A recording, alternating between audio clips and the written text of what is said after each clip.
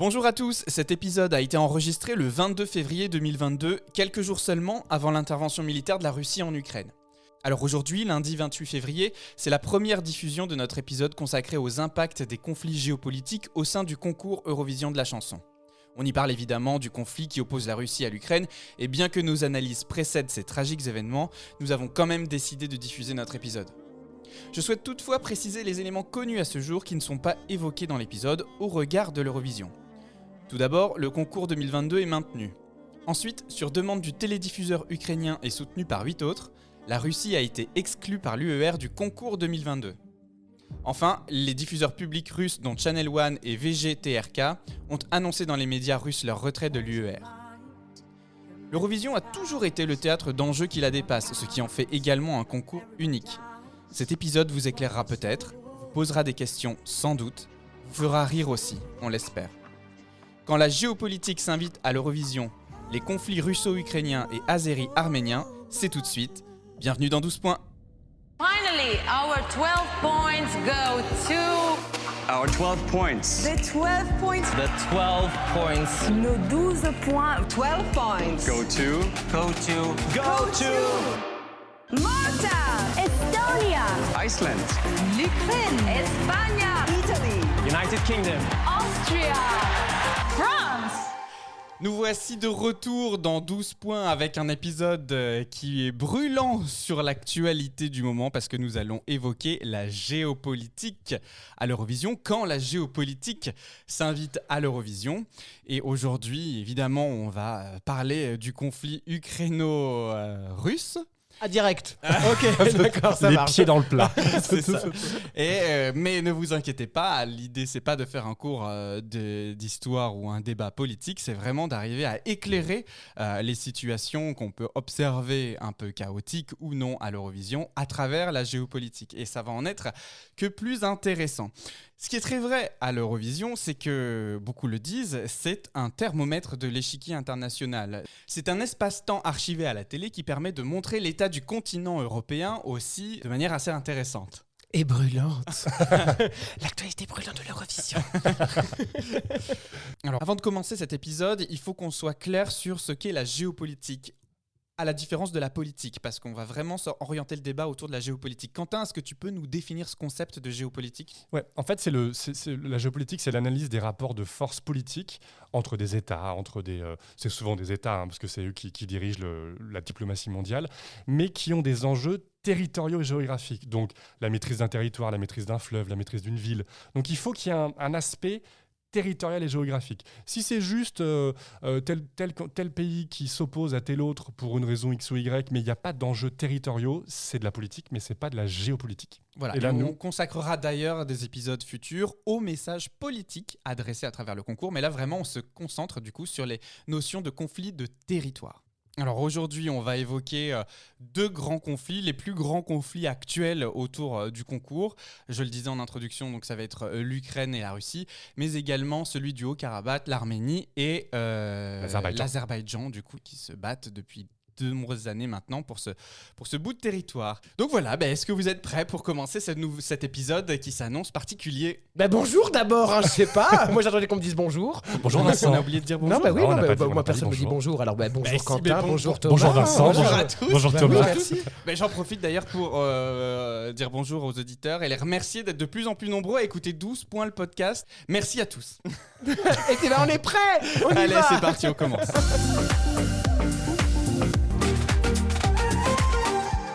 Alors une petite précision, on enregistre aujourd'hui cet épisode le 22 février, donc il se peut que certaines informations qu'on va mentionner au regard du conflit actuel russe-Ukraine soient un peu datées par rapport à la date de diffusion de l'épisode. Mais néanmoins, l'idée c'est d'arriver à parler de l'impact de ces conflits dans l'Eurovision. Pour commencer, est-ce qu'on peut éclairer un peu tout le monde sur ce conflit ukraino-russe ? Oui. Merci beaucoup, c'est très intéressant. Oui, en fait, il faut remettre vraiment pour le coup là dans le contexte long. C'est que l'Ukraine est un État souverain, j'insiste sur le terme parce que ça va avoir son importance pour la suite. Bien avant même l'Empire russe, donc avant 1919, l'Ukraine existe déjà comme entité indépendante, vraiment comme un pays indépendant. Suite à la révolution bolchevique de 1919, l'Ukraine est absorbée par l'URSS. Et en 91, l'URSS explose, la Russie reconnaît, avant 2014, reconnaît l'intégralité des frontières ukrainiennes, donc notamment que la Crimée est ukrainienne et que le Donbass est ukrainien. Sauf que depuis 2014, la Russie a annexé la Crimée sur des motifs fallacieux sur le droit international. Et ça a déclenché, en tout cas, on a vu ces enjeux géopolitiques prendre une résonance particulière à l'Eurovision. C'est ça un peu le propos qu'on va dire aujourd'hui, c'est que c'est pas que l'Eurovision est géopolitique en soi, c'est juste que, comme tu le disais en intro Thomas, l'Eurovision c'est une photographie à l'instant T de l'état des forces entre États qui parfois sont en conflit, en guerre ouverte. Et là du coup, le conflit russo-ukrainien se retrouve à l'Eurovision. C'est la meilleure des guerres, non hein, de se battre en chanson. Moi, je sais pas, je vis un peu dans un monde parfait, vous voyez. Donc, je suis entièrement d'accord avec toi. C'est le meilleur des télécrochets. Combattons en chanson, je vous en supplie, quoi. C'est le Hunger Games de la chanson. Mais alors justement, c'est la meilleure des guerres. C'est le principe même fondateur de l'Eurovision. 1956, on le rappelle et on l'évoque dans notre épisode 1 que je vous invite à aller écouter, les origines de l'Eurovision. Création du concours. Pourquoi ? Pour après la Deuxième Guerre mondiale, euphémiser les tensions. Donc on va définir ce que signifie euphémiser, mais c'est rendre vraiment un espace sans tension d'échange international. Donc ce qui est intéressant, c'est d'arriver à voir comment, en fait, alors que oui, c'est la fête, c'est la joie, c'est love, c'est peace, on cherche quand même à faire valoir ses valeurs, ses ambitions, ses orientations politiques. Exactement. Il faut voir ça comme un grand dîner de Noël. Hein. Je veux dire, il y a un moment donné, t'aimes pas ta tante, bon, tu dînes quand même à Noël avec elle, et puis t'essaies de te mettre loin d'elle de la table, et puis voilà, comme ça, ouf, tout le monde est content, non, je sais pas. Tu veux de la dinde? Non, je sais pas. Bon, je sais pas. Alors pour revenir à l'actualité russe, aujourd'hui, c'est vrai qu'on est assez sous tension globalement sur le continent européen à ce propos. Se pose même la question de savoir quid de la participation de la Russie au concours 2022. On attend de voir ce que l'Union européenne de radio-télévision dira. Mais aujourd'hui, on est vraiment dans une situation où il n'y a plus de sous-entendus. Oui. Le conflit est ouvert et jusqu'à présent, les tensions qui existaient depuis 2014 entre la Russie et l'Ukraine à l'Eurovision se sont révélées de différentes manières. Oui, ça je sais, parce qu'en fait en 2014, pour ceux qui ne savent pas, les deux du fond, en 2014, la Russie a annexé la Crimée qui est un petit lopin de terre au bord de la flotte en Ukraine. Voilà. Tout à fait. Et du coup, voilà. Et c'est vrai que dans le concours, ça s'est traduit de manière très manifeste avec la candidate ukrainienne qui avait une chanson qui était pas génial, on va se mentir, hein, TikTok avec la roue du hamster justement dont parlaient Mans et Petra, qui a fait un score incroyable, alors qu'en fait, clairement, je pense que les votes étaient pour dire ouais, on soutient l'Ukraine, alors qu'il y avait les sœurs truelles là, les sœurs balances de la Russie qui sont arrivées du coup derrière l'Ukraine à ce moment-là. Siamoise des cheveux là, celle qui était collée. Oui. Alors c'est vrai que je l'évoquais dans l'épisode consacré aux règles. Aujourd'hui, je suis très allé écouter nos anciens épisodes si vous découvrez notre podcast à travers cet épisode. On évoque en 2014 les premiers cas de huée dans le public, dans la salle des deux candidats russes, et à la fois au moment de la remise des votes, qui met mal à l'aise l'organisation. L'organisation est si mal à l'aise à ce moment-là que l'année suivante, en 2015, on met en place un système technique de anti-huée pour qu'on évite d'entendre au maximum les huées, mais ça ne marchera pas puisque la Russie continuera d'être huée. Et c'est encore le cas. On a participé ensemble à l'Eurovision Junior là à Paris. Quand la petite fille est arrivée sur scène pour chanter sa chanson, elle s'est faite huer par le public. Il y a vraiment quelque chose aujourd'hui, une atmosphère belliqueuse de la Russie, de Poutine, je vais même dire. Parce que, est-ce que le peuple russe vraiment est aussi belliqueux ? Je pense que c'est juste l'histoire du mégalomane russe. Et c'est moi ça qui me dérange. C'est-à-dire qu'aujourd'hui, cette tension, elle se reflète dans ce concours qui se veut plutôt Love, Peace, Peace, un concours de chant, etc. Et moi, je pense qu'on aurait à honneur de vouloir continuer à faire venir la Russie à ce concours de chant, parce qu'en fait, c'est le télédiffuseur, voilà, c'est pas la force politique en place. En fait, et c'est même très intéressant parce que le télédiffuseur russe, justement, est une forme, alors je mets des guillemets, mais c'est une forme de contre-pouvoir en Russie, c'est-à-dire que le télédiffuseur public, donc c'est l'équivalent de France Télévisions pour la Russie, ils essayent vraiment de rester le plus neutre possible dans leur traitement, notamment de l'information ukraino-russe. Et c'est pour ça d'ailleurs qu'ils se font pas sanctionner ou qu'ils se font pas exclure, tout comme la Biélorussie s'est fait exclure, parce que elle, clairement, le média public qui était membre de l'UER, là, en fait, ne respectait pas la charte fondamentale que tous les États membres et que tous les télédiffuseurs ont signé auprès de l'UER. Et justement, le télédiffuseur russe, lui, il fait ce qu'il peut dans cette situation. Et je suis d'accord avec toi, je trouve que c'est pertinent que la Russie vienne toujours. Et le coup des huées, notamment, alors surtout pour le junior, il faut bien imaginer que la petite gamine, je ne sais plus, elle avait 12-13 ans, bon, ça lui passe au-dessus, c'est-à-dire qu'elle n'est pas ambassadrice du pays. Enfin, tu vois, elle n'est pas la porte-parole de Poutine. Mais malheureusement, il y a tellement de tensions qu'elle devient le bouc émissaire facile parce qu'elle arrive là, donc c'est la Russie, donc on boue la Russie. Et d'ailleurs, justement, j'insiste bien, le télédiffuseur russe n'a jamais été sanctionné pour ça. Cela dit, elle a peut-être été huée parce que c'était une enfant. Non, moi j'ai adoré sa chanson. Ça, c'était toi, Vincent. Ça amène à la question suivante. Que cherche la Russie en participant à l'Eurovision, finalement, aujourd'hui ? C'est une bonne question parce qu'en fait, on voit bien que... Alors, il n'y a pas d'ordre, mais certaines années, ils envoient quelque chose on va dire, de très pop mainstream qui passe à la radio, type Sergueï Lazarev, qui était un vrai show eurovisionnesque. Une machine de guerre pour gagner, une mise en scène incroyable, etc. Et puis, certaines années, ils envoient une chanson, comment on pourrait dire, un peu critiquable parce que c'est vraiment, là, pour le coup, c'est Love, Love, Peace, Peace. Et venant de la Russie, c'est, disons, un petit peu culotté d'envoyer Polina Gagarina en 2015 sur La paix dans le monde, c'est merveilleux. Bon, les cocos, enfin... Mais ça rejoint ce que tu disais tout à l'heure, c'est-à-dire que c'est le télédiffuseur qui, lui, porte ce message. Oui, et c'est aussi, quelque part, un reflet qu'il essaye de faire passer.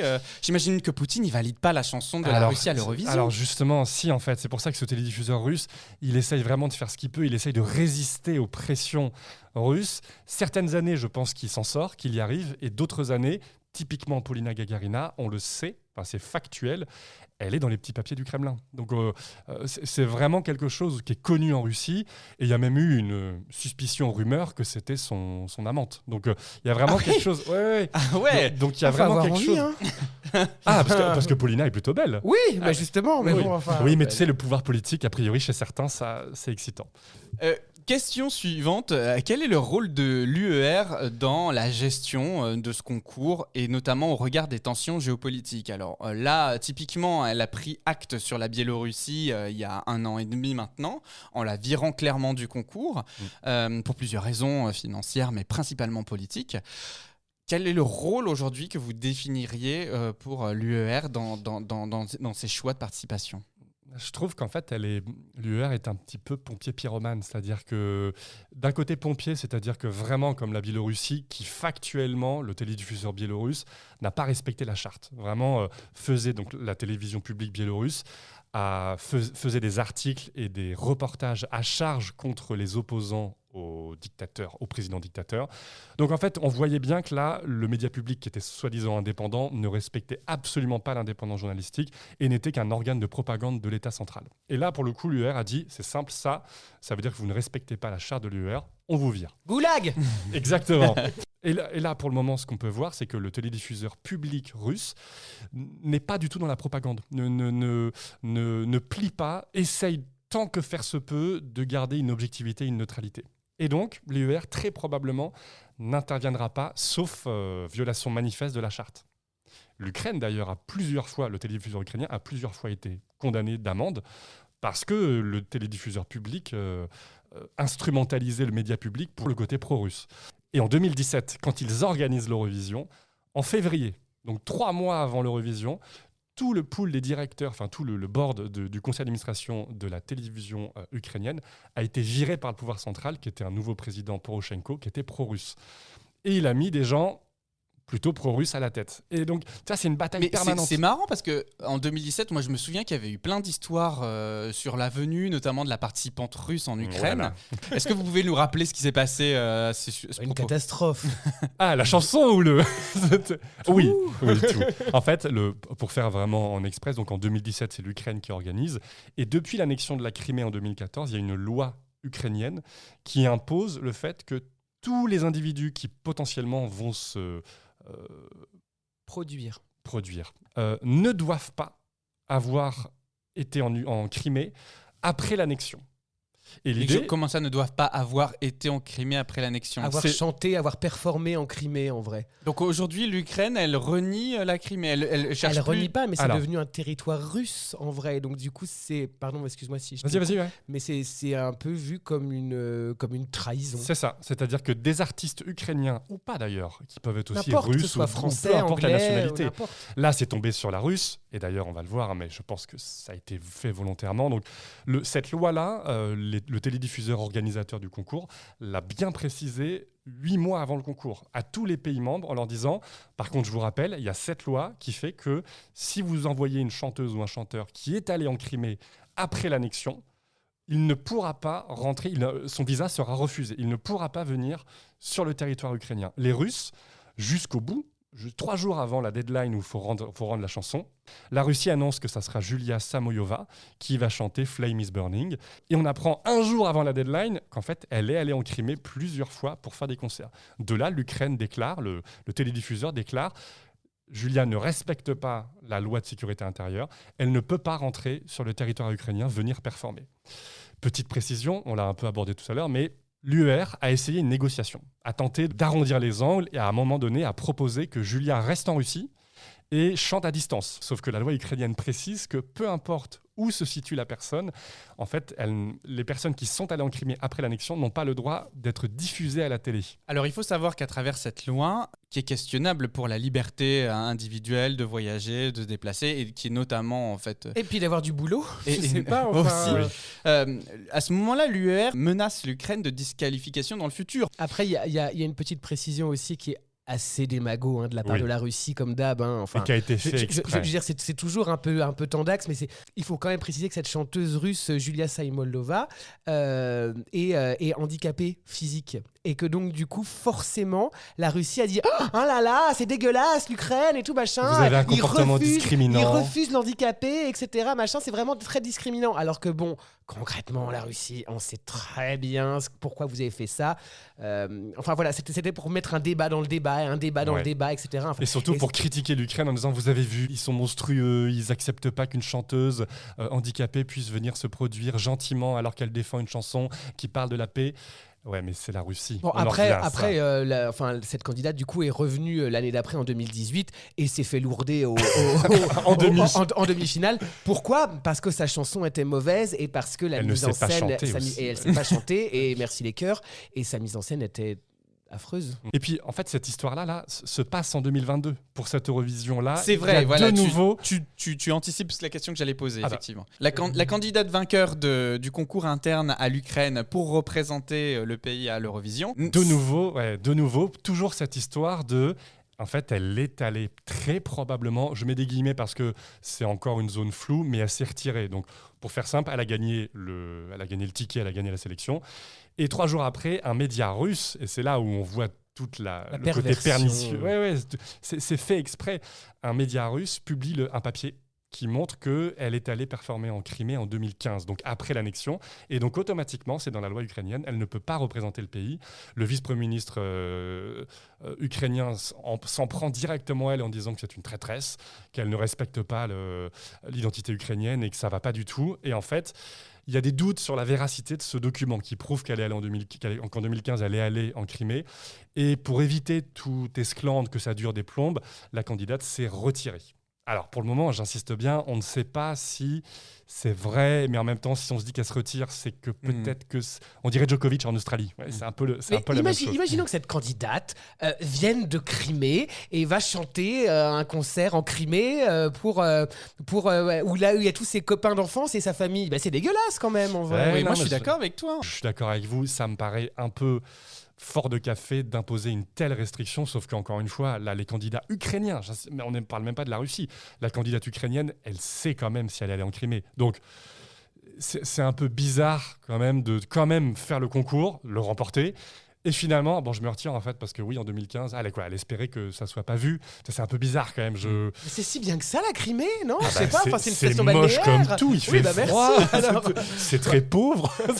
On entend les récents discours de Vladimir Poutine qui défend une appartenance à un monde soviétique qui s'inscrit dans une culture radicalement différente de la culture occidentale, pour pas dire européenne, mais occidentale. Pourquoi la Russie s'obstine à participer à l'Eurovision s'il nous trouve si différents et qui nous aime si peu? C'est vraiment pertinent, mais la Turquie, par exemple, donc on en reparlera peut-être pour d'autres épisodes plus politiques que géopolitiques, mais la Turquie s'est retirée pour ces raisons-là. Elle considérait qu'en fait, les valeurs représentées au concours ne correspondaient pas aux valeurs des dirigeants. J'insiste bien, et tu le faisais bien de le mentionner, c'est pas forcément les Russes dans leur ensemble, c'est les dirigeants. Surtout dans un pays autocratique, si ce n'est presque dictatorial, ça pose question sur le poids, l'influence du dirigeant. Et en tout cas, pour le dirigeant, c'est vrai que c'est surprenant, mais je reviens à ma remarque de tout à l'heure, le télédiffuseur russe, lui, il essaye en interne de résister à ça. Il essaye de faire ce qu'il peut pour sauver les meubles et pour faire bonne figure et ne pas devenir un organe de propagande du gouvernement poutinien. Et après, je pense qu'il y a aussi un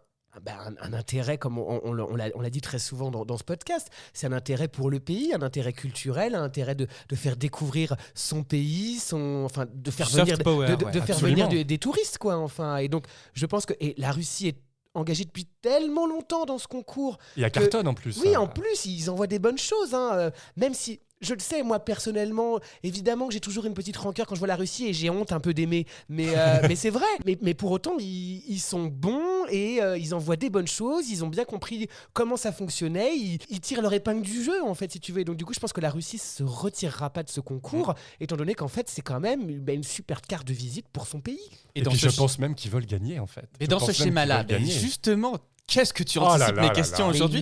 Est-ce que vous pensez que la Russie a les capacités de gagner le concours? Absolument. Je dis pas dans ce qu'elle propose, mais je dis dans le fait de pouvoir obtenir et des votes du jury et des votes du public. Oui, Est-ce que les votes du jury sont fiables?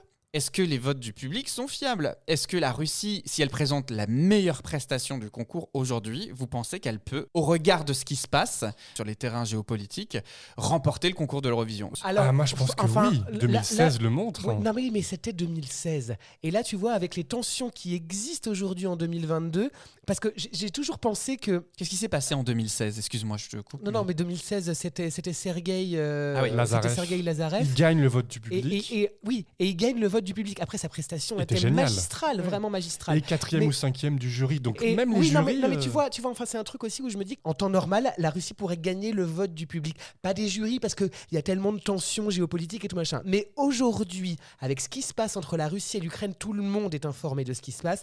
Là, je suis même pas sûr qu'aujourd'hui, la Russie gagnerait le vote du public. Parce que les gens diraient « Ah bah non, franchement, dégueulasse, Poutine, connard, etc. » Je pense, et c'est un avis complètement personnel et qui n'est absolument pas vérifié par les scientifiques.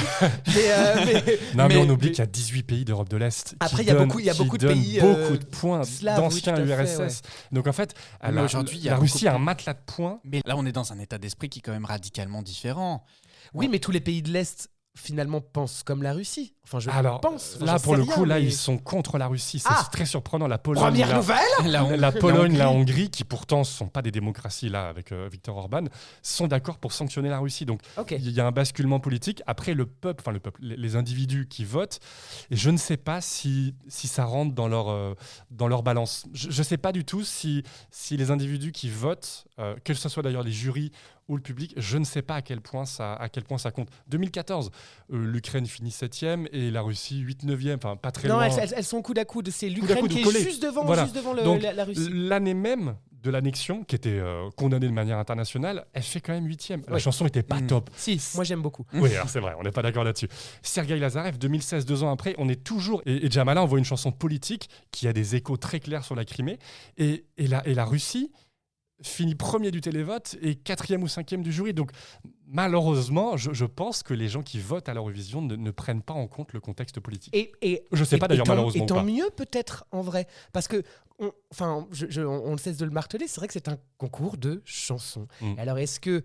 Et ça, c'est vraiment démago de ma part de dire ça. Est-ce qu'on laisse de côté toutes les tensions politiques, etc., machin, parce que Bon, pour la faire grosse, je pense que si les nazis avaient envoyé une chanson, Ben oui. enfin on penserait pas comme ça, mais bon, voilà. Mais c'est vrai que je sais pas. C'est vraiment une question que je me pose. Est-ce qu'il faut s'en tenir vraiment à ce truc de dire c'est un concours de chansons et donc du coup on laisse vraiment tout de côté, ou alors est-ce qu'on du coup on prend en compte toutes ces tensions géopolitiques qui arrivent, etc. et finalement ça devient un procès d'intention? Et c'est en ça que je trouve ce concours intéressant, c'est-à-dire qu'il offre une bouffée d'oxygène dans un monde qui est très politique. Et c'est en ça que je le trouve très intéressant, parce qu'en l'espace de 3 heures, 4 heures, on est tous ensemble, on fait la fête et on se rend compte que finalement, sous la lorgnette qui est plus populaire que politique, eh ben on vit tous les uns à côté des autres, et c'est vraiment moi c'est l'image que j'ai de ce concours, c'est vraiment ce que je sens qu'il veut transmettre. Quentin. Ouais, je rebondis sur le débat qu'on a sur est-ce qu'on doit mettre à distance la politique, etc. 2012, quand Loreen et la Suédoise gagnent le concours, la Suède l'année suivante tente, j'ai bien dit tente mais ça n'a pas marché, dans le conseil d'administration de l'UER, d'imposer dans le règlement que le concours doit se faire dans des démocraties. Ils ont tenté de dire, en fait, on ne peut plus accepter, parce que 2012, je vous rappelle, Azerbaïdjan, on en parlera un petit peu après, mais Azerbaïdjan qui est littéralement une dictature, probablement la pire des dictatures en Europe, enfin sur le continent européen plus le Caucase. Et en gros, la Suède essaye de faire passer à l'UER le fait que si c'est un pays dictatorial ou autoritaire qui gagne, le concours doit se passer dans le pays arrivé deuxième. C'est-à-dire un pays qui est factuellement une démocratie libérale, en tout cas qui respecte les droits de l'homme et compagnie. Mais on n'a pas le détail des discussions intérieures, mais l'UER n'a pas intégré cette condition-là dans les conditions de l'organisation. C'est un peu comme les JO. Les JO, regardez bien que les pays maintenant où ça se passe, c'est pas des démocraties. Donc, et se pose la question, est-ce qu'on peut toujours aller fêter le sport ou la chanson dans des pays qui répriment leur population, qui tuent les homosexuels, surtout pour le concours qui est très LGBT friendly.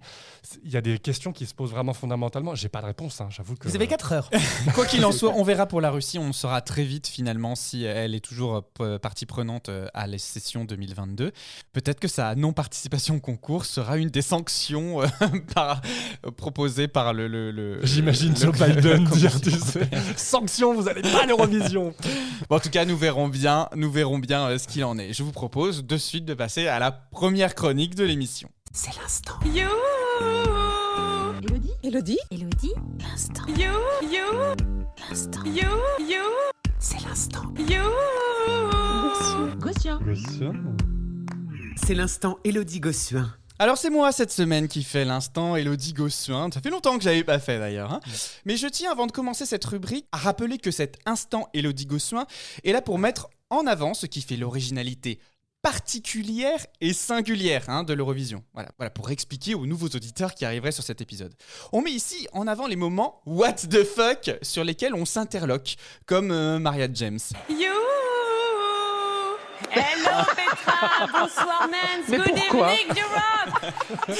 Et à qui d'ailleurs on fait un gros bisou pour ses récentes 60 bougies soufflées. Bravo, Ouais, quand même. Joyeux anniversaire, Marianne. James. Marianne, si tu nous écoutes, t'es la bienvenue dans tout ce point. Alors pour cet épisode consacré à la géopolitique et donc au territoire, les amis, je vous ai préparé un instant particulier et singulier. Oui, l'Eurovision, c'est la fête, la joie, love, love, peace, peace. On euphémise les tensions, on ne cessera jamais de le répéter.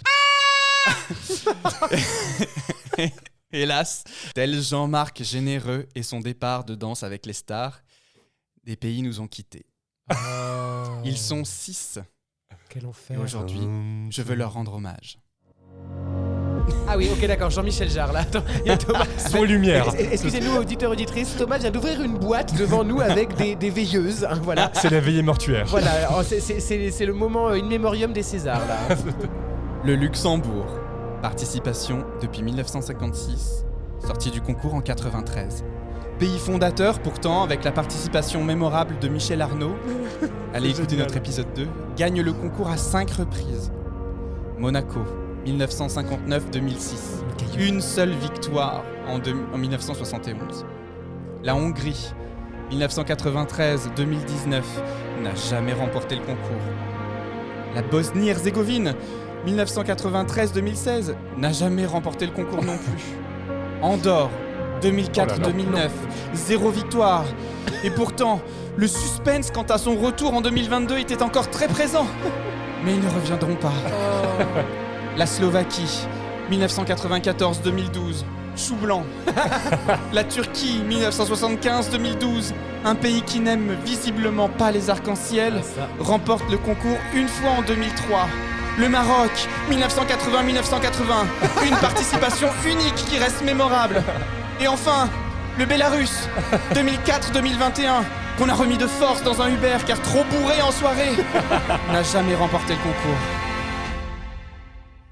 Mais allez hop, moi je veux pas de cette ambiance mortifère. Aussi, pour rendre un vrai hommage à ces participations de naguère, jadis ou autrefois, je souhaite bienvenue à la toute première cérémonie des...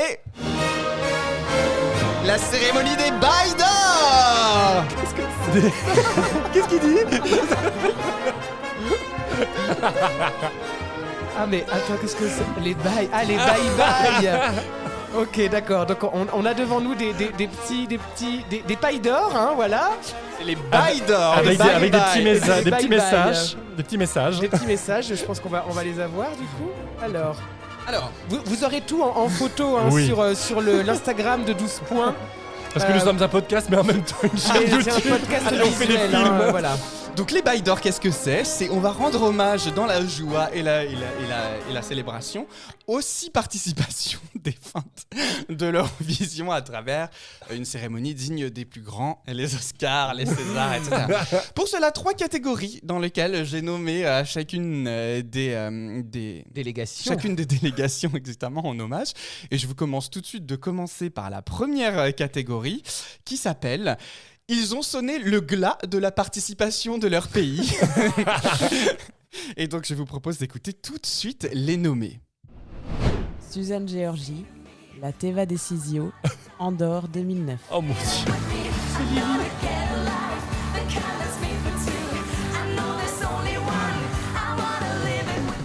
Séverine Ferrer, la Coco Dance, Monaco 2006.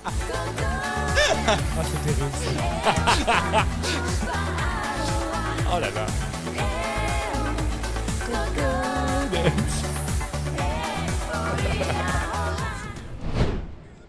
Max Jason Mai, Don't Close Your Eyes, Slovaquie 2012.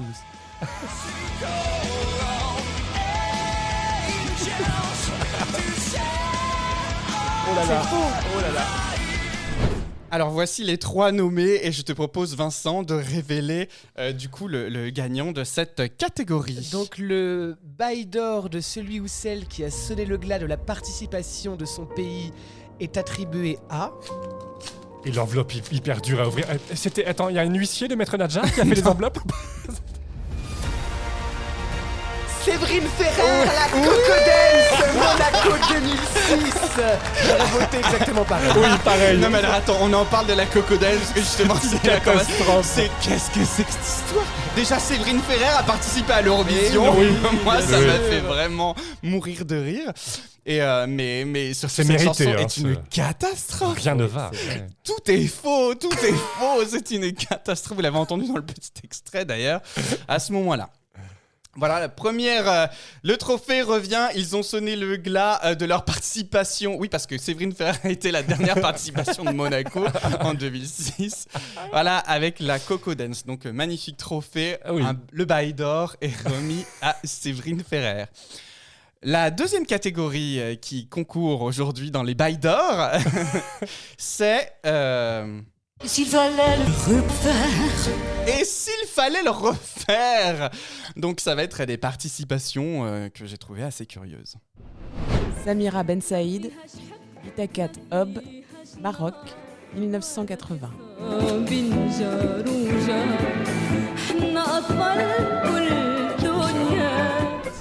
Sophie et Magali, le Papa Pingouin, Ah putain, c'est vrai. Luxembourg 1980.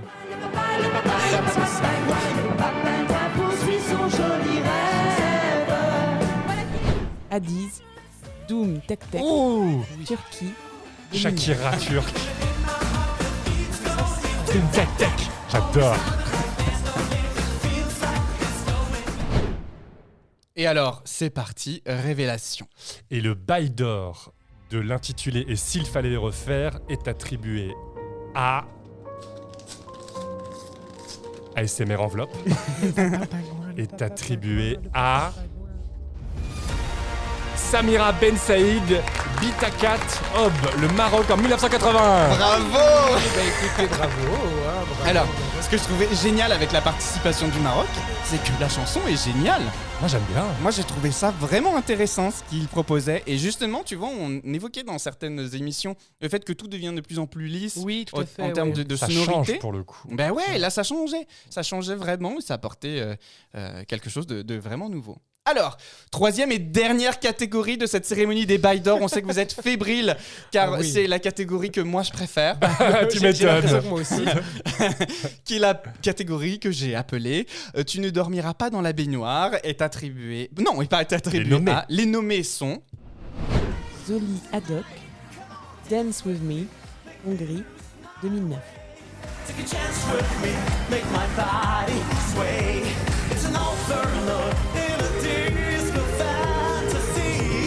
Iris Lavko. Izari et Mayumana, Time, Belarus, 2015.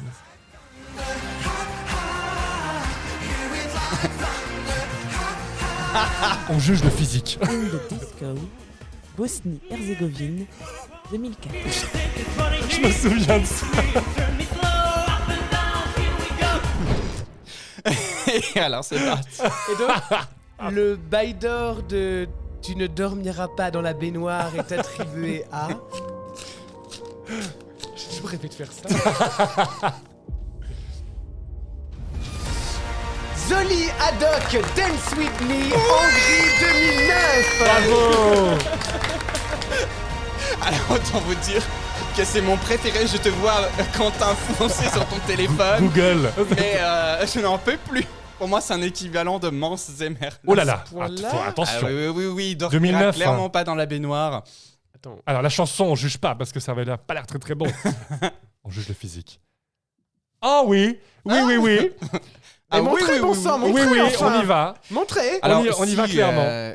On vous mettra le lien Bien sûr, dans la je- description de pétard. Mais l'épisode. montre. Oh, il a un Roger. abonnement Club Med Gym. Ah non. Alors le costume, non. Ah non. Mais Ah non, j'y vais pas. Ah, ça m'intéresse pas du tout. Ah non, excusez-moi. Non, c'est un. non, mais c'est la photo pas gracieuse. Voilà, Il merci est pas à tous photogénique. d'avoir participé à cette cérémonie Merci, des Bails Thomas, d'Or. Bravo Thomas. Pour ces pays disparus de l'Eurovision qui ont participé, qui ont tout donné, mais qui malheureusement aujourd'hui ne participent plus au concours pour différentes raisons. De ce qu'on a entendu, on est plutôt content qu'il participe plus. Allez, on reprend notre émission.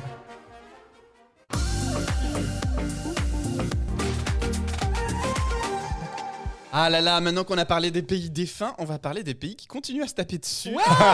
Génial. Et on va évoquer les cas arméniens et azerbaïdjanais. Puisque sur cette petite enclave entre la Turquie et la Russie se situe Existe une petite terre d'irréductible gaulois. le Caucase. Et donc on a du coup ce territoire, l'Arménie, qui est vraiment entouré, qui n'a pas de point d'entrée sur aucune des mers, et qui est vraiment sur le continent, qui est connecté avec la Géorgie et un tout petit peu aussi avec l'Iran. Et en fait, aujourd'hui, on a un conflit qui existe depuis de nombreuses années maintenant pour le Haut-Karabakh, qui est une portion de terre située dans les montagnes entre l'Arménie et l'Azerbaïdjan, que les deux revendiquent. L'Arménie le revendique à juste titre, puisque la plupart des habitants qui y vivent sont arméniens. L'Azerbaïdjan le revendique parce qu'il fait partie de son territoire géographique encore plus enclavé. Donc aujourd'hui, c'est des tensions qui existent clairement. Est-ce que tu peux nous en dire peut-être un peu plus, Quentin, sur ce conflit ? Là, pour le coup, on a basculé. C'est-à-dire qu'on n'est plus dans des tensions, on est dans une guerre ouverte. Ah oui, carrément. Ah oui, c'est la guerre. On y quoi. va. C'est littéralement Ok. la guerre. Il y a des centaines de morts. Et c'est un conflit géopolitique international puisque la Russie, la S'en est Turquie, mêlé. l'Iran, chacun soutient. Et pour des raisons très bizarre à comprendre, c'est pas du tout religieux, c'est plus politique. Enfin voilà, c'est vraiment une poudrière du Caucase avec Géorgie, Arménie, Azerbaïdjan. Nous, on se concentre vraiment sur la petite région du Haut-Karabakh, qui est une enclave. C'est vraiment un petit territoire à l'intérieur du territoire azéri ou azerbaïdjanais, je ne sais plus comment on dit. Azéri, Je crois oui, qu'on j'ai dit dit azéri. azerbaïdjanais, Ouais, non. personne m'a repris. Mais je ne sais plus. Disons les deux. Et pour le coup, depuis 2020, là, il y a une guerre ouverte. Donc avant 2020, bien entendu, forte tension, boycott diplomatique à gogo dans toutes les instances internationales. Les Arméniens ne parlent pas aux Azéris, les Azéris ne parlent pas aux Arméniens. Avant 2020, avant cette guerre, quand on regarde les résultats de l'Eurovision, le vote du public et surtout le vote de jury, très pertinent depuis le retour du jury en 2009, eh ben, l'Azerbaïdjan met toujours l'Arménie en dernière place. Quelle que soit la chanson envoyée, toujours en dernière place. Et inversement, l'Arménie met toujours l'Azerbaïdjan en dernière place. Ils ont eu d'ailleurs des amendes plusieurs fois. Mais ils s'en contrefichent, puisque là, il y a des intérêts politiques beaucoup plus importants. Et en fait, ce petit lopin de terre, c'est une terre montagneuse, symboliquement, il est très fort. Parce que dans ce petit lopin de terre du Haut-Karabakh, il y a en fait des monuments, des traces de vie, notamment arménienne. Très, très ancienne. Et l'Azerbaïdjan a toujours voulu récupérer ce territoire et chasser les Arméniens. Et donc, en fait, il y a une bataille mémorielle sur ces monuments. Et quoi, c'est sympa, c'est beau, non? Faut y C'est aller plutôt joli. Ah, d'accord. C'est plutôt Ah, joli. bah, c'est pour C'est plutôt joli. Mais par contre, c'est genre à 3000 mètres d'altitude. Et Oui. voilà, c'est compliqué d'y vivre. Mais il y a beaucoup d'Arméniens, effectivement. Dans mon souvenir, je crois qu'il y a 80 ou 90% de la population sont des Arméniens. Et donc, en fait, ce conflit-là, ce Haut-Karabakh, est utilisé comme une arme à l'Eurovision. Et vraiment, à de nombreuses reprises depuis les années 2000, c'est utilisé vraiment, on va y revenir, mais il y a eu plusieurs cas de figure où en réalité, l'Arménie ou l'Azerbaïdjan a instrumentalisé l'Eurovision pour faire comprendre au reste de l'Europe, vous avez vu ce petit lopin de terre là, c'est Habibi. Et autant vous dire que l'autre pays, que ce soit l'Arménie ou l'Azerbaïdjan, ça dépend des années, réagit plutôt vertement et fortement et dépose plainte. Parfois, les télédiffuseurs sont sanctionnés. Comment ça s'exprime au sein de l'Eurovision, justement, ces tensions entre l'Arménie et l'Azerbaïdjan? Attends, j'ai un doute. Bah, sur ils la les mettent date. dernier. Non, alors ça, là, on l'a Donc, dit. au-delà Non. des votes, En 2009, ouais, effectivement, à l'Eurovision à Moscou, la carte postale de l'Arménie diffuse, on associe plein d'éléments distinctifs des pays, par exemple la France, il y a la Tour Eiffel, etc., donc les cartes postales, c'est les petits moments vidéo qui présentent les présentent, pays avant que la exactement. chanson se produise. qui durent 45 secondes et c'est le temps de switcher la scène, de mettre des décors, etc. Sauf que là, dans la carte postale arménienne, il y a ce fameux monument avec ces deux grands Ah, les deux visages. petites têtes. Les deux Ouais. petites têtes, exactement, en pierre, etc. L'Azerbaïdjan, du coup, porte plainte au niveau de l'UR en disant C'est à nous. C'est à nous genre vraiment, faut pas la mettre, enfin, faut pas la diffuser. L'UR ne réagit pas, c'est-à-dire que pendant un moment, elle fait la sourde oreille. Finalement, l'Azerbaïdjan fait tellement pression que pour la finale, on supprime cet élément-là de la carte postale. Et on voit bien voilà, qu'il y a des batailles comme ça. Et l'Arménie, en réaction, au moment de l'annonce des points, vous savez que du coup, les jurys annoncent des points, il y a des porte-paroles.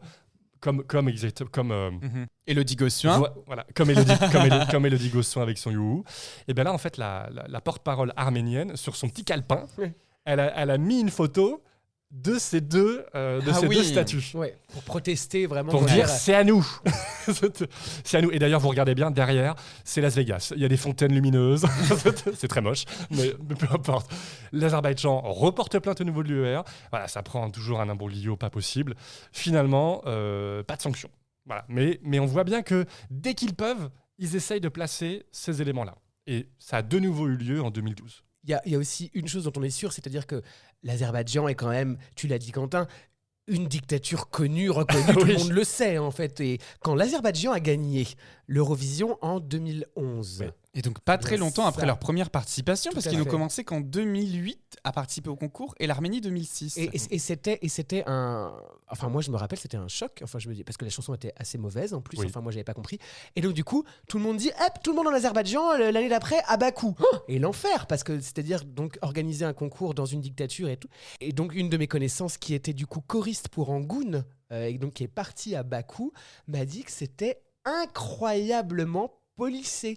Ils n'avaient pas le droit de sortir de leur chambre d'hôtel. C'était de l'hôtel à la salle, de la salle à l'hôtel. On était enfermés dans les bagnoles et toutes les façades ça puait le carton-pâte à plein nez parce que du coup, en fait, on avait colmaté toute la misère du monde qui était derrière, tous les bidonvilles, tout le monde a été chassé de la ville et c'était ultra policé, personne n'avait le droit de péter, quoi. Enfin, c'était un truc assez incroyable. Ah oui, et vous m'en parliez souvent en off, mais du coup, ils ont créé aussi un Bercy. Ils ont créé en 6 mois une salle, ils ont fait construire, ils l'ont payé extrêmement cher parce qu'en plus les temps de construction extrêmement réduits. C'est une entreprise allemande d'ailleurs qui a gagné beaucoup d'argent avec ça. Ils ont créé un Bercy. Ils ont créé un Bercy en 6 mois, littéralement en 6 mois. Un Bercy en 6 mois. Un Bercy en 6 mois, qui reste encore aujourd'hui, enfin qui existe toujours. Alors, il y a une particularité qui est très rigolote aussi à évoquer sur la diffusion de l'émission en Azerbaïdjan à Bakou. C'est le cas de l'heure de diffusion.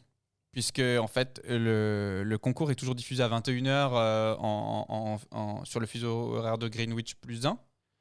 Donc le français, en fait. Donc le français, voilà, c'est ça. Ouais. Mais du coup, quand il est 21h à Paris, il est quelle heure à Bakou ? Je crois qu'il est 1h ou 2h du matin.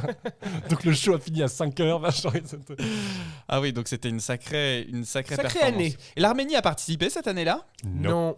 Ah, ben oui, forcément. En fait, ils avaient peur. Les services secrets ont dit qu'il y avait trop de risques d'attentats contre la délégation arménienne parce que l'Azerbaïdjan, en gros, pourrait fermer les yeux sur les éventuels risques de débordement contre l'Arménie. Donc l'Arménie a préféré dire je n'y mets pas les pieds pour éviter tout problème. Ils ont déjà assez souffert. C'est vrai, c'est un peuple qui a beaucoup souffert. L'Arménie participe à l'Eurovision Junior qu'elle remporte en 2021 avec Van, Camille et Malena. Il y a une anecdote sur laquelle moi j'aimerais revenir sur cette diffusion de l'Eurovision Junior. Pendant que Malena interprète sa chanson sur la télé azerbaïdjanaise, les Azéris... Sur la télé Azéri. Ouais, je pense. Je vais pas y arriver. Hein. Mais là, c'est azerbaïdjanais. Pourtant, c'est plus simple, Azéri. Oui, c'est beaucoup plus court. Sur la télé Azéri, les commentateurs ont parlé pendant les 3 minutes de la chanson et Quelle bande on de rigolait, bâtards. s'en foutaient complètement de la chanson. Ils n'ont malheureusement pas pu omettre le fait qu'elle ait gagné et du coup diffuser jusqu'au bout. Mais ils n'ont pas rediffusé la chanson, je crois, de reprise à la fin. Mais c'est assez fou de se dire que pour un lopin de terre, on n'arrive pas l'espace d'une soirée à un peu prendre du recul sur cette situation. Qui plus est, on parle de l'Eurovision, pas dans un débat politique. Non, mais c'est pour ça que voilà, on peut regarder l'Eurovision pour les paillettes et c'est très drôle, c'est très bien, mais il y a toujours un fond. Et l'Azerbaïdjan et l'Arménie, c'est vraiment intéressant là-dessus. On peut supposer d'ailleurs que pour l'Eurovision Junior 2022 qui se passe en Arménie, il est fort probable que l'Azerbaïdjan n'y aille pas. Est-ce qu'il y a des faits notables qui se sont vus, Arménie, Azerbaïdjan, qui se soient produits pendant le concours Eurovision de la chanson ? On parlait du vote des jurys qui ne votent pas, enfin qui classent en dernier.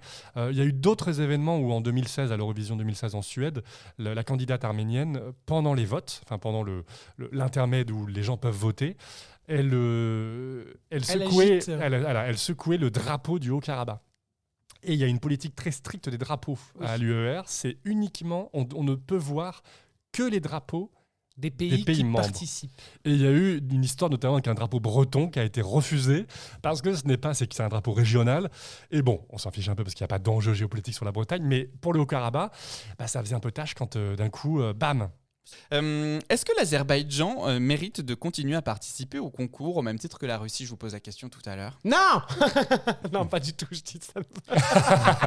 Parce que c'est un pays turcophone, la Turquie s'est retirée pour des raisons de valeur. Quel est l'intérêt aujourd'hui de l'Azerbaïdjan de participer à l'Eurovision ? L'intérêt, mais le même que la Russie, Ouais. comme d'habitude, c'est-à-dire que c'est un intérêt de tourisme et de découverte de la région. Mais moi, clairement, c'est vrai que pour les gens qui, comme nous, je pense, sont un peu aguerris et savent un peu ce qui se passe réellement, moi, je vais pas en vacances dans une dictature, c'est sûr, quoi. Mais c'est perturbant parce que je suis d'accord avec toi, mais concrètement, quand 2012, du coup, l'Azerbaïdjan organise le concours, les cartes postales, tout était fait, c'était un show de l'Office du tourisme pendant 4 heures. Et c'était très beau. C'est-à-dire, les cartes postales, en fait, c'est aller dans des petits endroits d'Azerbaïdjan, montrer les spécialités culinaires. C'était vraiment le seul moment où il y a une fenêtre visible de ce pays que personne ne connaît, que personne ne s'est placé sur une carte. Et c'est logique, parce que c'est des pays dont on n'a pas l'habitude d'entendre parler. Mais là, pour certains pays comme ça, gagner ce genre de concours, c'est exister sur la scène internationale. C'est 4 heures d'affichage et regardez-nous, nous sommes modernes, nous sommes développés. Ils n'attendaient pas le faire. Et puis c'est un pays qui est source d'hydrocarbures, et qui va se positionner aussi d'un point de vue politique sur sa représentation. Et géopolitique. Et c'est pour ça que, notamment, ils ont littéralement dépensé sans compter, comme dans Jurassic Park, parce qu'en fait, ils avaient les moyens de dépenser sans compter. Ils ont créé le plus grand drapeau de l'Azerbaïdjan, du monde, et c'était le drapeau azéri. Ils ont créé du coup une salle, ils ont refait des travaux dans toute la ville, pareil en 6 mois, et là où ils n'avaient plus le temps, comme tu disais Vincent, ils ont camouflé et ils ont viré des centaines d'habitants de zones trop proches de la salle de spectacle pour pas que les délégations voient qu'en fait il y a des pauvres et qu'il y a des gens, et je précise ça aussi, non seulement il y a des pauvres, mais il y avait des gens qui manifestaient à ce moment-là. Donc il y a eu des arrestations politiques, des gens en prison, bizarrement, 1 semaine avant le concours. Hop, on les met en prison, comme ça, ils nous embêtent pas pendant 3 semaines, pendant le concours. Et 3 jours après la finale, hop, ils sont de nouveau libres. Donc la question se pose, est-ce qu'on peut laisser participer ce genre de pays, et surtout, s'ils gagnent, est-ce qu'on y va ? Vous avez 4 heures. Non, mais on y est déjà allé. Le conflit n'existait pas, ceci dit, au moment, surtout qu'il n'était pas clairement déclaré comme il l'est aujourd'hui entre l'Arménie et l'Azerbaïdjan. Peut-être que le conflit actuel russe repose les cartes, et à mon avis, ça doit être bien compliqué de gérer la situation actuellement dans les bureaux de l'UER pour la participation à l'année 2022. On pense à vous, les gars. Alors, il y a plein d'autres histoires autour de la géopolitique sur les territoires européens qu'on évoquera sans doute dans d'autres épisodes. Voilà, je pense au cas d'Israël, je pense à l'histoire autour de la Turquie, je pense... tout à fait, Chypre. Il y a encore énormément d'histoires qu'on fera un plaisir de décortiquer dans de prochains épisodes. En attendant, on va reprendre le cours de nos émissions classiques et de proposer la chronique des hurleuses.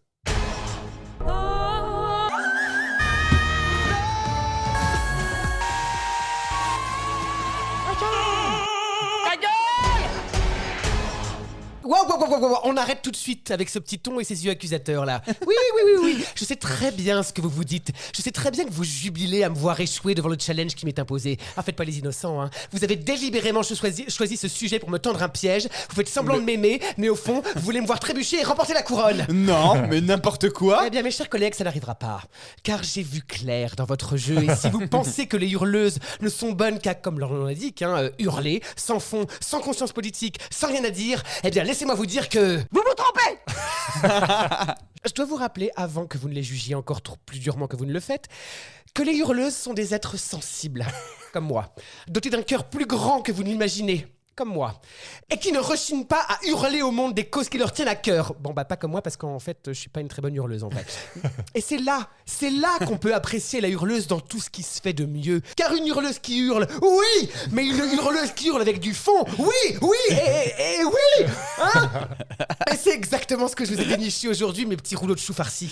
Parce que la hurleuse que vous allez entendre a réussi, et c'était pas une mince affaire, hein, par sa voix, sa présence, son intensité et ses paroles, à faire gagner son pays, l'Ukraine, au grand concours de l'Eurovision en 2016.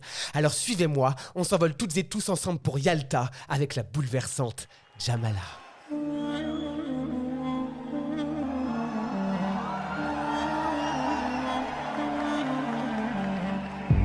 When strangers are coming, they come to your house. They kill you all and say we're not guilty, not guilty. Where's your mind? Mais alors Vincent, d'où vient-elle ? Eh bien, Susanna Almivna Jamaledinova, plus connue sous le pseudonyme de Jamala, est une chanteuse, actrice et compositrice ukrainienne née en 1983. Alors, afin d'éviter toute confusion, je tiens bien à préciser qu'il s'agit bien de Jamala, et non la belle femme noire puissante de nos années d'adolescence, Jamelia. Ah oui. Quoi Thomas, il n'y avait pas de confusion possible ? Écoute, moi je suis toujours partant pour passer un bon morceau plein de la nostalgie de nos années boutonneuses.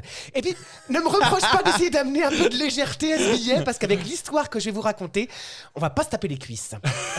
Jamala, donc, est née d'un père musulman tatar de Crimée et d'une mère arménienne. Autant vous dire que niveau bonheur de départ, on part avec un petit handicap. Car comment vous expliquer ? En gros, d'un côté, on a son papa, tatar de Crimée, donc la Crimée étant, comme je l'ai expliqué tout à l'heure, un petit bout de terre au bord de la flotte en Ukraine, qui lui est persona non grata dans son pays depuis la fin de la Seconde Guerre mondiale, période où Staline, personnage fort sympathique à la grosse moustache, a envoyé tous les tatars de Crimée au goulag afin d'asseoir son autorité en Crimée. Hyper sympa le mec. Ah oui. De l'autre côté, on a sa maman, arménienne, donc, dont les ancêtres se sont fait chipper leur terre par, je vous l'ai dans le mille, les Russes, bien sûr. Si bien que tout ce petit monde est parti s'exiler à Osh, au Kyrgyzstan, pays que l'on s'est placé sur une carte depuis que la nouvelle saison de Pékin Express a commencé sur M6. Bref, c'est là que Jamala est née et a vécu, à Osh. Jusqu'à ce que ses parents divorcent complètement intentionnellement, de façon à ce que sa maman puisse acheter une baraque sous son nom de jeune fille en Crimée, parce que son père, toujours tatar de Crimée, c'est pas un truc qu'on peut effacer de son CV, était toujours blacklisté là-bas. Bon, je vous ai prévenu, on se fend pas la poire, mais c'est très important de vous parler de tout ça pour que vous compreniez bien la suite. Jamala, elle grandit et elle commence très tôt ses débuts dans la musique, puisqu'à l'âge de 9 ans, elle sort son premier album de chansons en tatar de Crimée, avec d'autres gamins, des gamins qui chantent, quoi, tout ce que j'aime, avant de faire ses études au Simferopol Music College, Simferopol étant une ville en Crimée avec un grand rayonnement culturel, et puis d'être diplômée de la prestigieuse Académie de musique Tchaïkovski d'Ukraine en tant que chanteuse lyrique. Point important aussi à retenir pour la suite.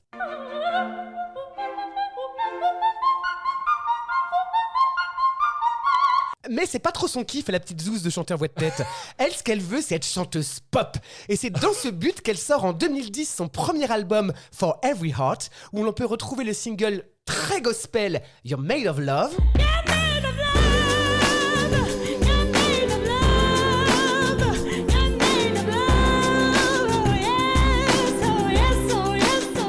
Le très soul It's Me Jamala. Oui,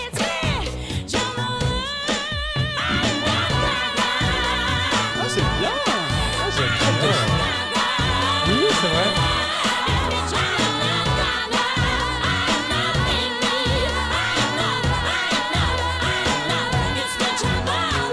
Ou encore la vibe très 60s du single Smile, chanson avec laquelle elle voudra représenter l'Ukraine au grand concours de l'Eurovision en 2011, avant de se retirer de la compétition pour d'obscures raisons.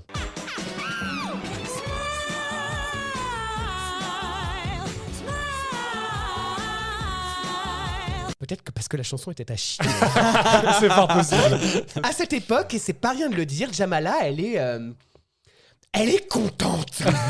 Elle est heureuse, quoi. Elle est pétillante, elle sourit. Une vraie Nolwenn Leroy à la sortie de son deuxième album. Ah oui, on se souvient tous que lors de la sortie du premier, on avait envie de s'ouvrir les veines avec une fourchette à huîtres.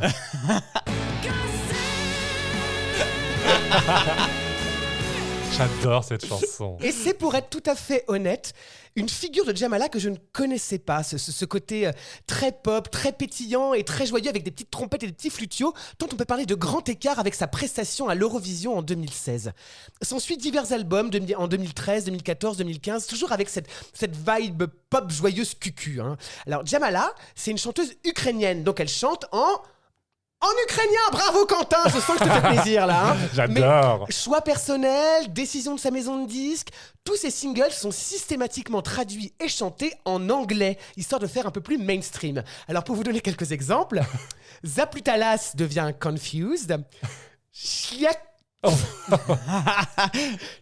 Dodomou devient The Way Home, Podik devient Breathe et Cactus devient, attention il y a un piège, Cactus. Cactus bien sûr. Oui, mais peut-être pas la même orthographe.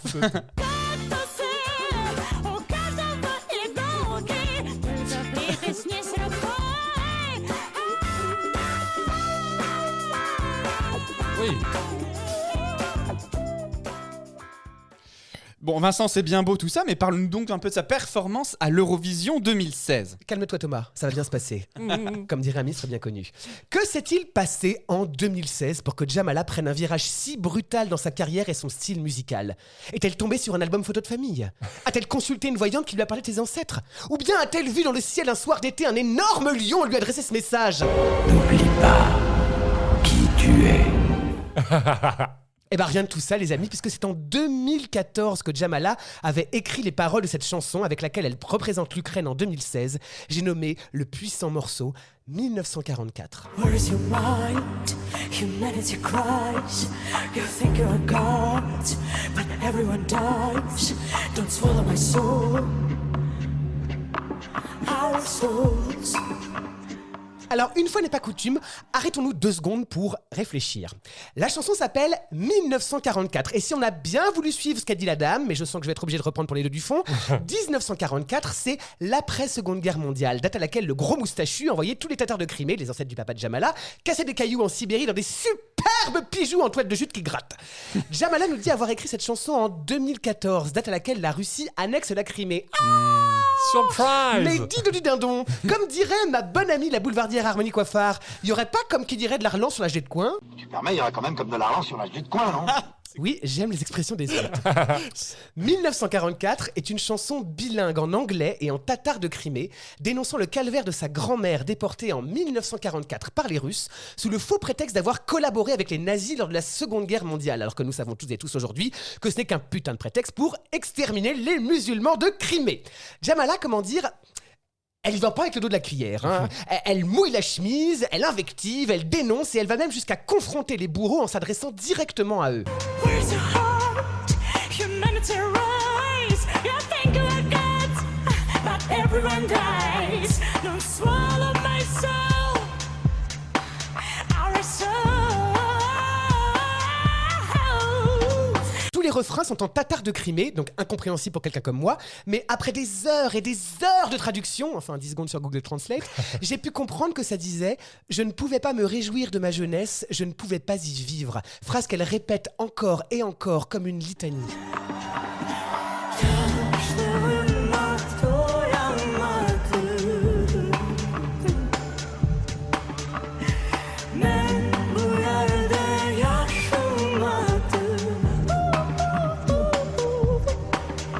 On arrive sur la partie qui nous intéresse le plus, la note beuglée, envoyée dans un cri de douleur vers le ciel, qui n'est pas sans rappeler les appels à la prière des mosquées. C'est tellement ethnique qu'à chaque écoute, Quentin se jouit un peu dessus.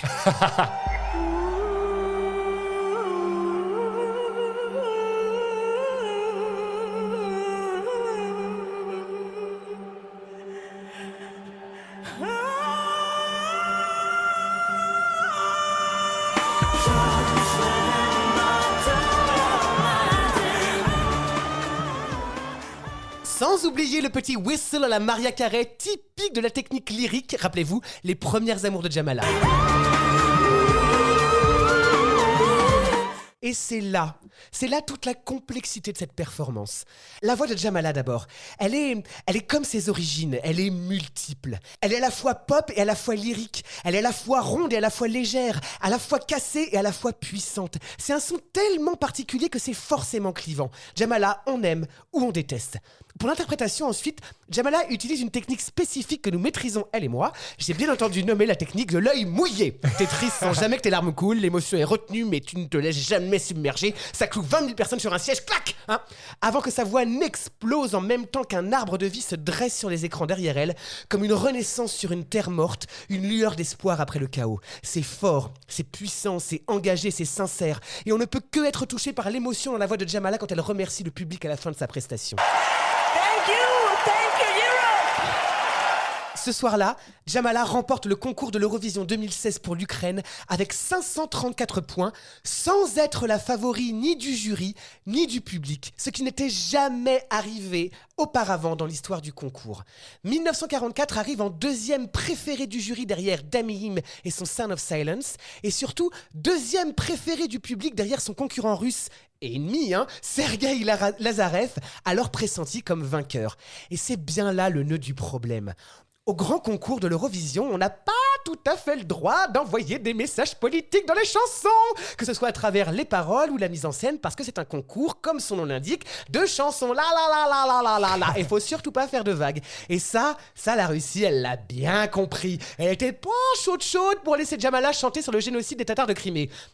Elle a donc fait pression sur l'UER pour que cette chanson 1944 soit disqualifiée tant le rapprochement avec la récente annexion de la Crimée était criant. Crimée criant, vous l'avez ? Oh, pas mal. Mais en passant par le petit comité des pontes de l'Eurovision, cette chanson a été jugée historique et non politique. Et oui, les Russes, fallait lire les petites lignes en bas de la page.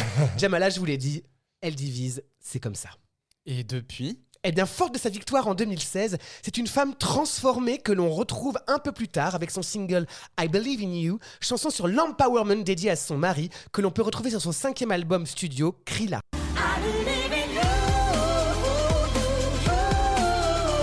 Never doubt that I have no fear. Yeah, they told me that I believe in you. I remember way back when. Yeah, they told me that. Le tour de devenir ambassadrice de l'UNICEF en 2016 et maman en 2018, Jamala nous revient en 2021 avec l'album My, sur lequel on peut retrouver le single Sina Pravdi, dans la même veine que 1944, et qui se trouve être la bande originale du film engagé L'ombre de Staline. Donc c'est un single en ukrainien, mais heureusement Jamala n'est pas sotte, et elle a fait une version anglaise qui s'appelle Like a Hero. Mais je préfère quand même vous passer celle en ukrainien, parce que même si je comprends rien, je préfère.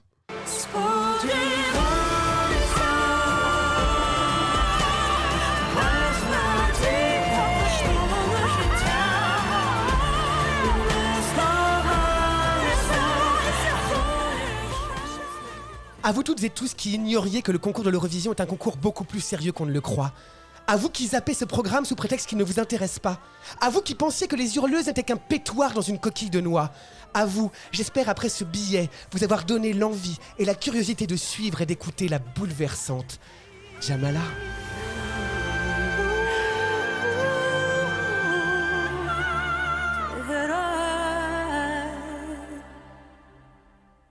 Bravo Vincent. Franchement, félicitations. Tu viens de m'émouvoir Oh, avec ben ce alors, billet. enfin, arrêtons. Ouais, ça m'a... Jamala Merci est Vincent. génialissime. Merci pour cette magnifique chronique. Bah, merci à vous. Merci. C'était très beau. Ouais. Jamala. Et bien on va passer tout de suite au dernier moment de notre Le temps de nous émission, remettre des émotions, visiblement.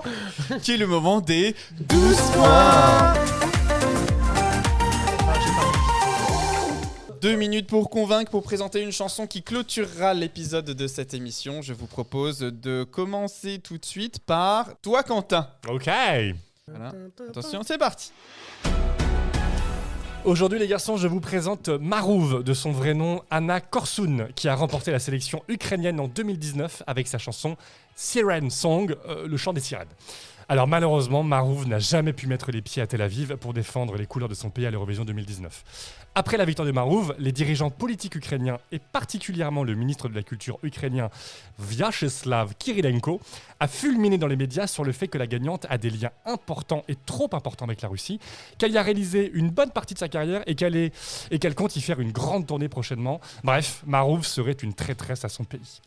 Le diffuseur ukrainien a donc imposé dans le contrat de Marouv des conditions drastiques comme le fait de ne pas faire de tournée en Russie dans les années qui viennent, l'obligation de, je cite, correspondre à l'avis majoritaire des Ukrainiens d'un point de vue politique vis-à-vis de la Russie, d'être une porte-parole du pouvoir politique ukrainien, etc., etc. Bref, Marouv, en artiste indépendante, refuse de signer un tel contrat digne de la propagande de pays totalitaires. Elle déclare alors, je cite, « Je suis une musicienne et non pas une batte de baseball dans l'arène politique ». Résultat des courses, Marouv est sèchement virée comme représentante ukrainienne par le télédiffuseur du pays. Quel gâchis, parce que sa chanson était d'ailleurs dans les favorites des fans et des bookmakers pour la victoire à Tel Aviv. D'ailleurs, vous vous souvenez de mes petites polonaises en bustier qui font du beurre et qui lavent leur culotte au salon public ? J'en souviens bien, oui. Eh ben Marouv, c'est ça puissance 10. Barésie pour toutes. Porte-jartel à gogo, danse lascive sur scène, claquement de fesses et twerk, le tout sur des talons de 12 cm. Musicalement parlant, c'est de la pop électro, c'est moderne et entraînant avec un refrain diablement efficace qui reste en tête. Au final, vous l'aurez compris, aujourd'hui si je défends Marouv et sa chanson, ce n'est pas pour ses qualités intrinsèques, qui sont d'ailleurs pas si nulles que ça, mais c'est plutôt pour essayer de compenser une injustice et une tentative politique grossière du gouvernement ukrainien de manipuler une artiste en voulant la forcer de gré ou de force à devenir une femme politique. Alors votez pour Marouv, car en votant pour elle, vous votez aussi pour la liberté d'opinion et la démocratie. Vive l'Eurovision, vive la République et vive la France. Sur le gong, bravo, bien joué. On enchaîne tout de suite avec moi-même. Alors moi en fait je vais reprendre un gagnant des Bailles d'Or aujourd'hui parce qu'il faut leur rendre hommage et je vais tout de suite vous parler de Zoli Hadok qui représenta la Hongrie en 2009. Alors Zoli Hadok, pourquoi j'aimerais que vous lui donniez une chance? Non pas parce qu'il a une pratique de rêve et que je ne laisserai pas évidemment dormir dans la salle de bain s'il venait un jour à venir chez moi, mais c'est juste que il n'a jamais gagné la demi-finale, il a terminé 15e sur 19e et j'aimerais qu'on lui rende cet hommage parce que sa prestation tout aussi Eurodance des années 2000-2002, tout aussi Eurodance des années 2000-2010 soit-elle, est quand même plutôt chiadée. Alors on est sur évidemment beaucoup de paillettes, beaucoup de belles prestations. Le mec fait quand même en live plusieurs sauts périlleux, saltos, etc. Et moi, franchement, pour la prouesse, ça mérite de comme 12 les danseurs points. d'Angoulême. Voilà. Mais c'est surtout, on se rappelle les années 2000, qu'est-ce que c'était? C'était le big deal, c'était l'heure à l'appel, c'était les gaffettes de Vincent Lagaffe, souvenez-vous. Et tout autour de Zoli Hadok, en fait, on retrouve des ersatz de gaffettes qui dansent, cheveux au vent, tenues colorées, décolletés saillants. Et surtout, voilà, vraiment, moi c'est la chanson qui me plaît, entraînante, dansante, tout ce qu'on aime, très fausse, on va pas se mentir, parce que quand on fait des saltos, difficile de rester juste. Mais voilà, aujourd'hui, rendons hommage au Bailles d'Or, votons Zoli Hadok. Vincent ? Oui, il va falloir que je parle vite. Attention, vous êtes prêts à prendre un nombre incalculable d'informations en très peu de temps. Hein. C'est parti, Le gavage c'est à toi. doigt. Je vous emmène aujourd'hui à Vienne en 2015 avec un groupe créé spécialement pour l'occasion. Il s'appelle Généalogie, il nous vient tout droit d'Arménie, enfin plus ou moins. Et pourquoi ? Parce qu'il est en fait composé de membres de la diaspora arménienne venus des 5 continents et d'une arménienne. Alors ça donne que des noms en Anne. Tamar Kaprelian, qui est une américaine arménienne, Vahe Tilbian, qui est un éthiopien arménien, Stéphanie Topalian, une japonaise arménienne, Marie-Jane Odoeti Basmadjian, qui est une chanteuse d'opéra australienne arménienne, Inga Arshakian, qui est une arménienne pure et dure, et enfin Essay Altounian, un français arménien, qui, pour la petite histoire, a récemment, commis le spectacle musical Noé, la force de vivre. Et donc, ces 6 petits personnages-là sont là pour commémorer le centenaire du génocide arménien de 1915. Si on bien se rappeler, en gros, l'Empire ottoman pendant la Première Guerre mondiale, alors allié de l'Allemagne, de l'Italie et de l'Empire austro-hongrois, a zigouillé plus de 2/3 du peuple arménien. La chanson au départ, elle s'appelait Don't Deny, parce que rappelons tout de même que la Turquie ne reconnaît toujours pas le génocide arménien aujourd'hui. Puis, jugeant que c'était un petit peu trop éloquent, on l'a rebaptisé Face the Shadow. Les 6 membres chantent à tour de rôle, bon, plus ou moins bien, on va pas se mentir, parce que je pense que pour trouver des Arméniens qui chantent bien et qui ont migré vers un des 5 continents et qui ont des noms en Anne, c'était une bonne idée, mais pas une chose aisée à réaliser. Du coup, on a des doutes sur les vraies qualités vocales de la japonaise arménienne parce qu'elle est fausse, quoi. Donc, les filles sont drapées dans des robes de vestale sombres alors que les mecs sont en costard noir et tout le monde braille sur le refrain avec des harmonies dans tous les sens, avec une wind machine tellement à fond qu'elle fait bouger l'arbre de vie encore sur les écrans derrière eux. Alors oui, c'est un peu pompier, c'est très orchestré, il y a des violons dans tous les sens, le message n'est pas très subtil, mais saluons l'audace de l'Arménie, et qui, je vous le rappelle, un peuple qui a beaucoup souffert, qui a voulu marquer le coup et qui l'a bien réussi, son coup. Alors en conclusion, je dirais que les auditeurs et les auditrices de 12 points ne sont pas bêtes, et que si vous ne votez pas pour moi, ils sauront que vous n'avez pas fait comme on vous l'a dit dans la chanson, et que vous niez l'existence du génocide arménien. Alors si vous souciez un tant soit peu de votre karma, votez pour moi. Oh bravo, sur le gong aussi. On est bon. Ah, vous êtes de mieux en mieux, hein. J'espère que je vous ai pas trop saoulé. Non, c'était comme d'habitude. Mais il n'y avait pas André Manoukian? Non, Eh bien écoutez, on se donne 10 Manoukian, secondes pour Manoukian. voter.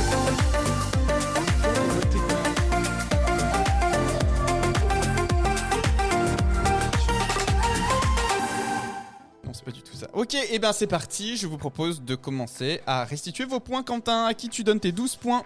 Oui, alors, j'ai hésité vraiment longuement, mais je considère que là, j'ai envie de voter pour la plastique. Pour le Club Med Gym. C'est une forme de fascination-répulsion. Mais tu mérites, enfin en tout cas, le chanteur mérite les 12 points. Merci beaucoup. Bravo Thomas. Oui, je suis très content de ces 12 points. Merci. Et je donne 8 points parce que j'aime bien la politique, donc à l'Eurovision, donc j'aime bien. Mais c'est vrai que cette chanson était particulièrement mauvaise et pénible. C'est pompier. C'était pénible et c'était vraiment tape à l'œil et c'était vraiment trop gros. Oui, des fois ça. Mais c'était pas c'est mal. gros, mieux c'est. Non C'est pas la taille qui compte, c'est le goût. Ah oui. Alors, moi j'ai... Quoi? On le laisse. Très bien, on la garde. Ça part. Moi, Quentin, je te donne mes 12 dis points. donc, alors, Parce qu'en fait, je me suis dit, pour une fois que Quentin nous parle de l'Ukraine et que c'est pas Choum, C'est vrai, j'ai fait exprès parce que Choum, il n'y a pas d'enjeu sur la géopolitique. Par contre, elle, oui. Bien joué. Et j'avais beaucoup de mal à départager, donc je t'ai donné le maximum que je pouvais, donc 10 points, Vincent. Pas mal. Et j'aurais C'est aimé gentil. pouvoir te donner 12 également, parce que ta description m'a donné envie de découvrir cette Oui, il chanson. faut pas, hein. Non. Enfin, c'est pas nécessaire, mais, Non. mais voilà. C'était vraiment en thème avec la géopolitique, hein, donc voilà. Mais... En tout cas, on vous rappelle que toutes les chansons qui sont bataillées dans 12 points sont présentes dans la playlist Spotify, 12 points la playlist. Allez les écouter. Eh bien moi je vais donner mes 12 points à Thomas.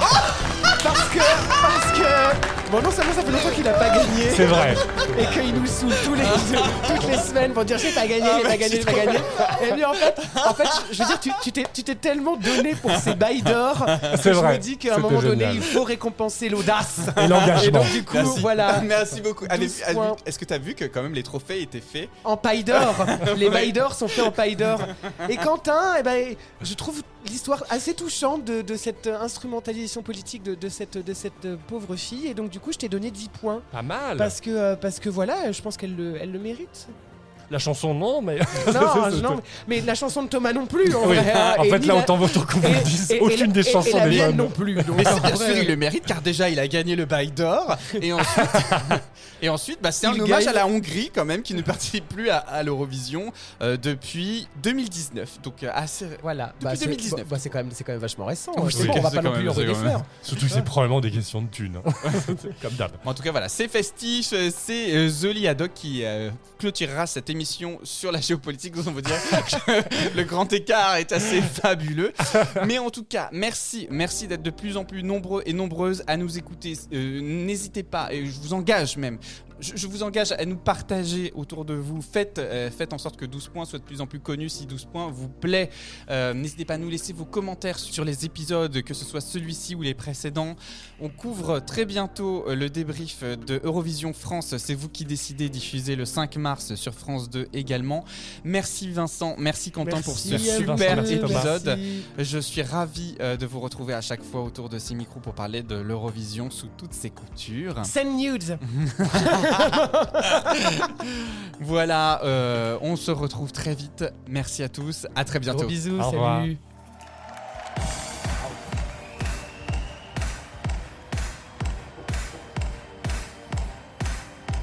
I see it in your eyes, you wanna dance with me tonight. It's written on your body, yet you're putting up a fight. The way you move and how you groove, somewhere out of sight. You know it's only fair to tell you that you do it right. With a little luck, I'm gonna meet you on the dance floor. Just by the way you move, you make me beg for more. Burning with desire is the night I've waited for. Don't you lose your emotion, don't you be shy tonight. Let the rhythm show you, maybe you can do it right. Alright, tonight, come on, dance with me, make me lose my way. Take a chance with me, make my body sway. It's an overload in a disco fantasy. Let's dance the night away. Just yesterday, when we're on the floor, like somewhere in a movie or a club in Singapore. The lights are bright, the mood is raw, and in the middle of the night we dance till we get sore. In the middle of the night I'll meet you on the dance floor. Gonna make you move your body back for more. With the rhythm and the beat I rock you to the core.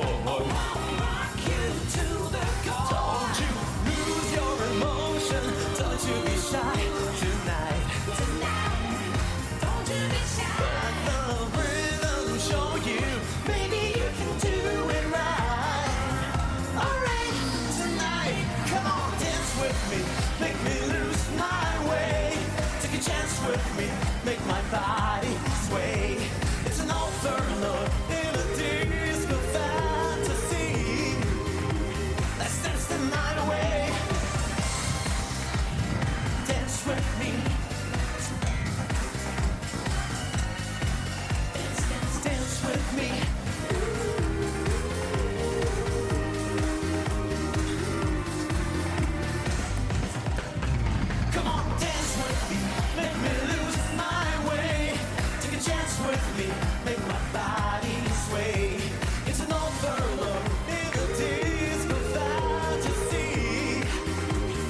that's the modern way.